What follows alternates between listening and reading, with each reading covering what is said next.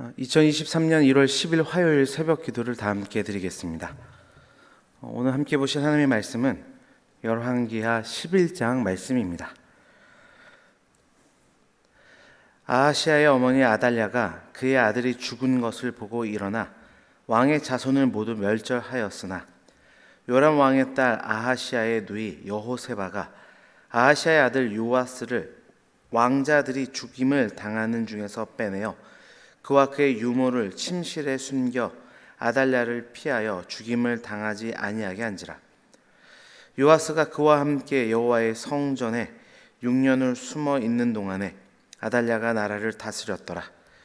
7째 해에 여호야다가 사람을 보내 가리 사람의 백부장들과 호위병의 백부장들을 불러 데리고 여호와의 성전으로 들어가서 그들과 언약을 맺고 그들에게 여호와의 성전에서 맹세하게 한 후에 왕자를 그들에게 보이고 명령하여 이르되 너희가 행할 것이 이러하니 안식일에 들어온 너희 중 3분의 1은 왕궁을 주의하여 지키고 3분의 1은 수루문에 있고 3분의 1은 호위대 뒤에 있는 문에 있어서 이와 같이 왕궁을 주의하여 지키고 안식일에 나가는 너희 중 2대는 여호와의 성전을 주의하여 지켜 왕을 호위하되 너희는 각각 손에 무기를 잡고 왕을 호위하며 너희 대열을 침범하는 모든 자는 죽이고 왕이 출입할 때 시위할지니라 하니 백부장들이 이에 제사장 여호야다의 모든 명령대로 행하여 각기 관할하는 바 안식일에 들어오는 자와 안식일에 나가는 자를 거느리고 제사장 여호야다에게 나아오매 제사장이 여호와의 성전에 있는 다윗 왕의 창과 방패를 백부장들에게 주니 호위병이 각각 손에 무기를 잡고 왕을 호위하되 성전 오른쪽에서부터 왼쪽까지 제단과 성전 곁에 서고 여호야다가 왕자를 인도하여 내어 왕관을 씌우며 율법책을 주고 기름을 부어 왕으로 삼음에 무리가 박수하며 왕의 만세를 부르니라. 아달랴가 호위병과 백성의 소리를 듣고 여호와의 성전에 들어가 백성에게 이르되 봄에 왕이 규례대로 단 위에 섰고 장관들과 나팔수가 왕의 곁에 모셔 섰으며 온 백성이 즐거워하여 나팔을 부는지라. 아달랴가 옷을 찢으며 외치되 반역이로다 반역이로다 하며 제사장 여호야다가 군대를 거느린 백부장들에게 명령하여 이르되 그를 대열 밖으로 몰아내라. 그를 따르는 자는 모두 칼로 죽이라 하니 제사장의 이 말은 여호와의 성전에서는 그를 죽이지 말라 함이라. 이에 그의 길을 열어주매 그가 왕궁의 말이 다니는 길로 가다가 거기서 죽임을 당하였더라. 여호야다가 왕과 백성에게 여호와와 언약을 맺어 여호와의 백성이 되게 하고 왕과 백성 사이에도 언약을 세우게 하매 온 백성이 바알의 신당으로 가서 그 신당을 허물고 그 제단들과 우상들을 철저히 깨뜨리고 그 제단 앞에서 바알의 제사장 mat단을 죽이니라.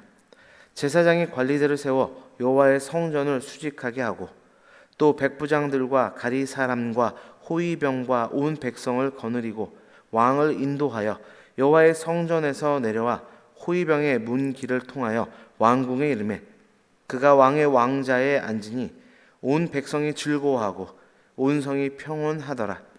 아달랴를 무리가 왕궁에서 칼로 죽였더라. 요아스가 왕이 될 때에 나이가 7세였더라. 아멘.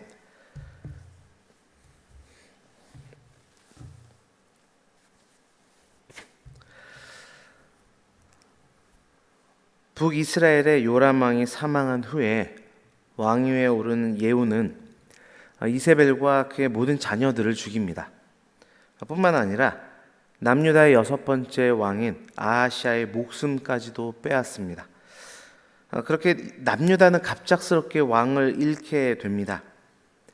그때 이세벨의 딸이자 아하시아의 어머니인 아달랴가 마치 자신이 당한 비극에 대한 분노를 표출하듯이 또한 몰락한 아합의 왕국을 남유다에 새롭게 재건하려는 듯 다윗의 후손으로 이어지던 남유다의 왕족들을 멸절시키고 스스로 왕이 됩니다. 이러한 그녀의 행위 배후에는 다윗의 자손으로 오실 메시아 또한 그를 통한 인류 구원의 역사를 회방하려는 사단의 관계가 숨어 있습니다. 그러나 모든 상황이 절망을 향하여 치닫는 듯할 때 하나님은 여전히 자신의 구원의 역사를 이루어 가셨음을 오늘 본문은 말씀하고 있습니다. 이러한 오늘 본문의 말씀을 통해 사단의 관계를 뛰어넘는 구원의 역사라는 제목으로 하나님 말씀 증거하겠습니다. 첫째로 하나님의 구원의 역사는 결코 막을 수 없다. 오늘 본문은 우리에게 교훈합니다. 1절입니다. 아하시아의 어머니 아달랴가 그의 아들이 죽은 것을 보고 일어나 왕의 자손을 모두 멸절하였으나. 1절은 아달랴가 자기 아들이 죽은 것을 보고 다윗 왕의 자손을 멸절하려 하였다 증언합니다. 사실 자신의 그 손자들입니다. 그런데도 권력 욕구와 또한 아합의 무너진 왕국을 다시 세우려고 하는 악한 의도를 가지고 이런 극악무도한 일을 저지르게 됩니다. 만일 그녀의 그 시도가 성공했다면 결국 다윗의 자손을 통한 하나님의 구원의 계획은 완전히 수포로 돌아갈 수밖에 없는 그 위기의 상황이었습니다. 그러나 그 결과는 어떠했습니까? 이어지는 2절 말씀입니다. 요람 왕의 딸 아하시아의 누이 여호세바가 아하시아의 아들 요아스를 왕자들이 죽임을 당하는 중에서 빼내어 그와 그 유모를 침실에 숨겨 아달랴를 피하여 죽임을 당하지 아니하게 한지라. 아멘.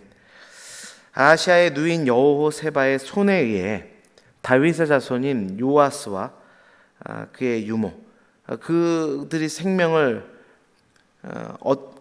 구하게 됨으로 인해서 그 위기 가운데 살아남게 됩니다. 뒤에 또다시 살피겠지만 6년 후에는 제사장 여호야다의 도움으로 그가 왕 위에 오름으로써 다윗의 왕권이 다시 회복되게 되는 그 구원의 역사, 결국 하나님의 구원의 역사가 단절되지 않게 되는 그 일들이 이루어집니다. 주 안에 사랑하는 성도 여러분, 이 사실이 우리의 위로와 소망이 되기를 간절히 바랍니다. 하나님의 구원의 역사는 결코 누구도 막을 수 없습니다. 사단의 간교한 계략 속에서도 결단코 단절되는 법이 없습니다. 그렇게 어떤 절망적인 상황이 찾아온다 할지라도 구원의 확신을 가지고 흔들림 없이 믿음의 길을 걸어가는 우리 모두가 되기를 주님의 이름으로 축원합니다.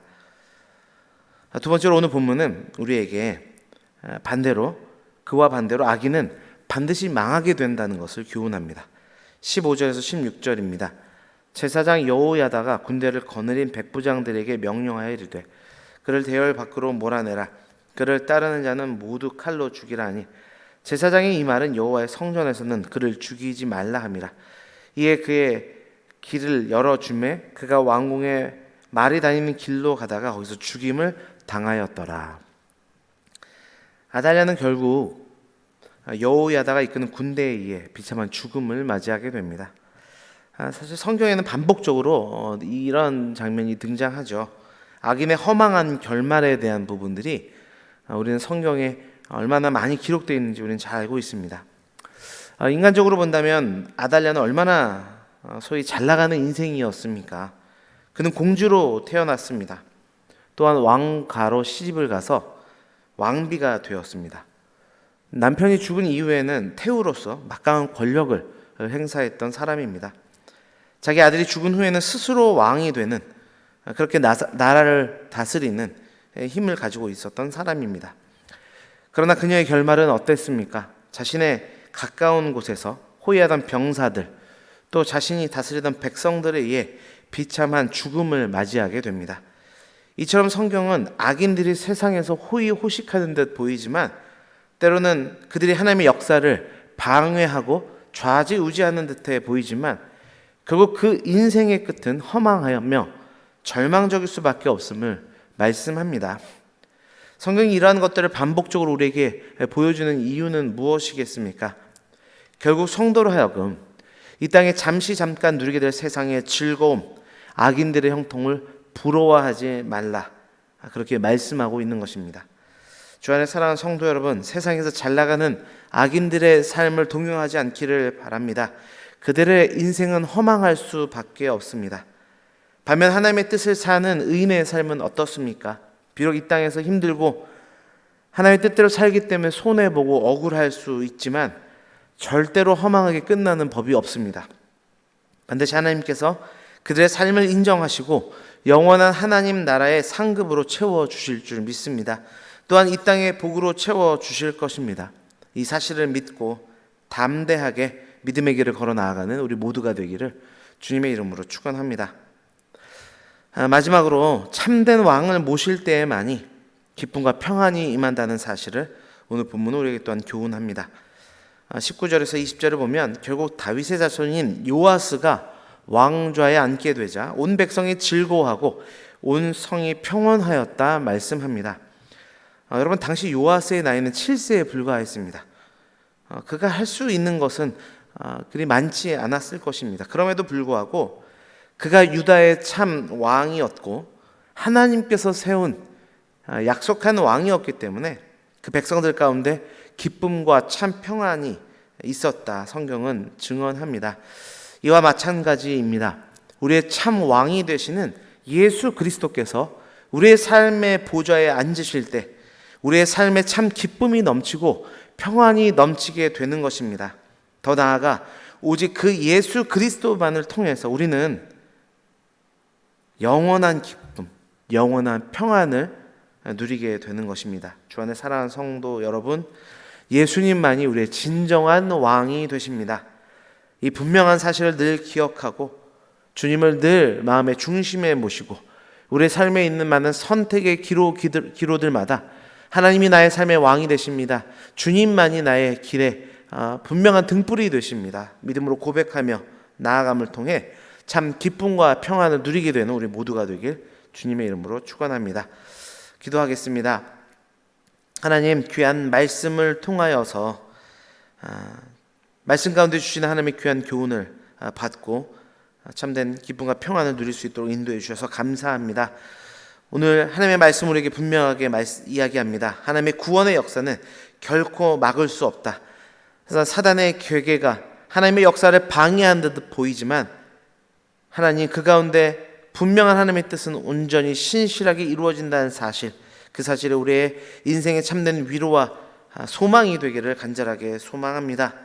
반대로 악인은 이 땅에 호의호식하여 잘 살아가는 듯 보이지만 그 끝은 허망한 절망적 죽음이며 결말일 뿐이라는 사실을 기억하게 하여 주시어서 이 땅을 살아갈 때 악인들의 형통을 바라보며 그것들을 아버지 따르기를 원하며 아버지 그 모습들을 아버지 자랑하는 그 삶들을 따라가지 않도록 주장하여 주옵소서. 또한 오늘 말씀을 통하여 주께서 분명하게 말씀해 주신 것처럼 참된 왕이 되시는 예수 그리스도를 모심으로 말미암아 기쁨과 평안의 삶을 살아 누릴 수 있는 우리 모두 되도록 주장하여 주옵소서. 올해 우리 교회에게 주신 기원 붙들고 늘 기도합니다. 큰 기쁨이 있는 교회로 말씀에 순종함으로 늘 모이고 찬송하는 교회가 되도록 인도하여 주시옵소서. 그로 인하여서 우리가 하나님 안에서 또 공동체 안에 나아올 때 참 기쁨이 충만하게 나타나는 그 은혜 역사가 우리 은혜왕성교회에 충만히 나타나도록 주장하여 주시기를 간절하게 원합니다. 특별히 이 새벽에 간절한 기도의 제목을 붙들고 늘 눈물로 호소하며 기도하는 모든 성도님들의 기도 제목들마다 주여 친히 역사하여 주시고 하늘의 신령한 복들과 이 땅의 복으로 가득 채워 주옵소서. 모든 것 감사드리며 예수 그리스도 이름으로 기도드립니다. 아멘.